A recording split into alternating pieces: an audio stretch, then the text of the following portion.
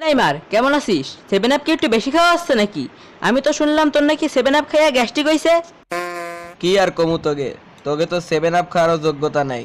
সমস্যা নেই, বিশ্বকাপে হারার পরে আবার বাড়ি চলে আসিস, তোকে লবণ পানি খাওয়াই দিমনে। সমস্যা নেই, এবার বিশ্বকাপে নতুন সেভেন আপের ফ্লেভার বেরোইছে। তোরা বিশ্বকাপে হারার পরে আমি নিজের টাকা দিয়েই ব্রাজিল টিমটা সেভেন আপ খাওয়ার ব্যবস্থা করে দেবো। শালার পলা, তোকে দেশের নামই আর জিতি না, আবার বড় বড় কথা করছিস। জীবনে তো একবারও বিশ্বকাপ জিততে পারলি না ফেয়ারলি। আগের বার তো জিতলি 32 বছর আগে, তাও হাত দিয়ে গোল দিয়া। আবার বড় বড় কথা কইতে আসিস আমার আবার সেভেন আপ খাওয়াবি? সেভেন আপ খাওয়ানো একটা যোগ্যতার ব্যাপার, তোর তো সেই যোগ্যতাটাও নেই। নাচতে না জানলে উঠান পাকা। আগের বার তো বিশ্বকাপে একবার সেভেন আপ খাইছিলি, এবার তো মনে হচ্ছে বিশ্বকাপের আগে থেকেই তোদের জন্য সেভেন আপ অর্ডার দিয়ে রাখতে হইব। রাখে আল্লাহ মারেকে, তোকে আছে বিশ্বের অন্যতম হাল চষা প্লেয়ার, যার নাম তো সবাই জানে, হিগুয়েন।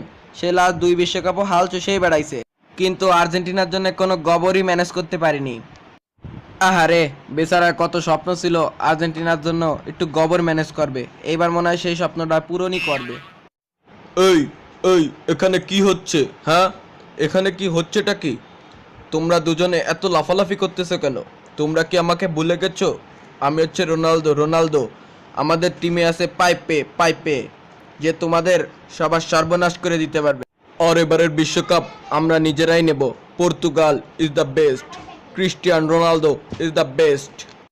আমার তোদের দুইটারই নিয়ে কোনো ভয় নেই, মেইন ভয় ছিল সালার নিয়ে। সালার বেটা তো এমনি রেস্ট ইন পিস হইয়া গেছে, থ্যাঙ্কস টু রামোস।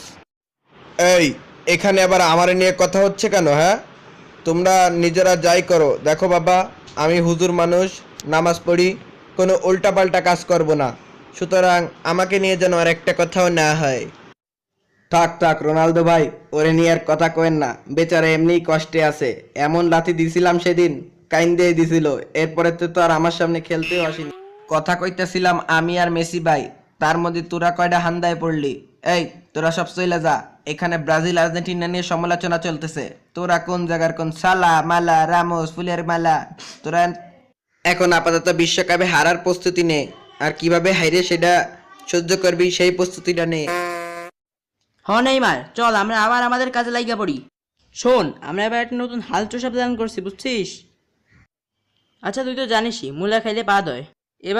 এবার আমরা বিশ্বকাপে ইচ্ছা মতন মূলা খাবো আর পাদ মারবো। ওই পাদের গন্ধ সহ্য করতে পারবি না রেফারি, আর তখনই আমরা একটা হাত দিয়ে গোল মেরে দেবো। আর আমি ভাবছি রামোসরে দিয়ে ওদের নিজেদের প্লেয়ারলে লাথি খাবো। আমার সাথে রামোসের একটা ডিল হয়ে গেছে, আমি আমার গার্লফ্রেন্ডে ওরে দিয়ে দেবো। আসলে আমার গার্লফ্রেন্ডই রামোসের নিজের বউ। হে হে হে। মামা, এ তো তুমি একটা অস্থির প্ল্যান করিয়া ফেলাইছো। তোগো এইসব প্ল্যান কোনো কাজেই লাগবে না, কাপ তো এবার আমিই নেব। মাঠে আমার সাথে পারলে লড়তে আসিস, সবগুলোরে লাথি দিয়া উড়াই দেবো। আসলে জানিস, আমি এবার 16টা প্যাক বানায় ফেলাইছি।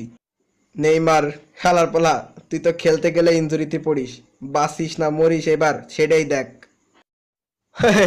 হইছে হইছে মামা, আর তুমি কইয়া না, কয়েকদিন পরেই তোমার সময় শেষ। এরপরে রিয়াল মাদ্রিদেরও দায়িত্ব নেব আমি।